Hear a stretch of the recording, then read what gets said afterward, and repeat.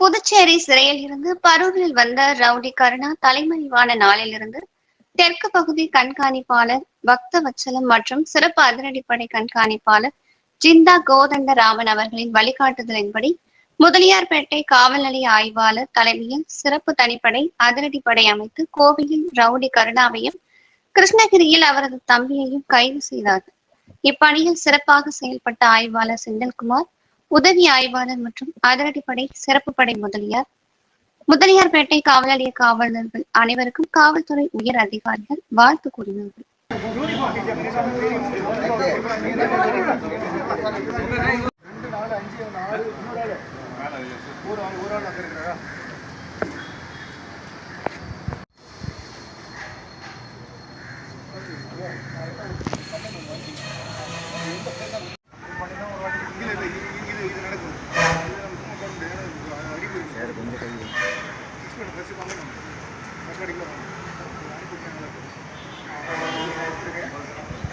ரெண்டு செகண்ட்ல காட்டு போறீங்க.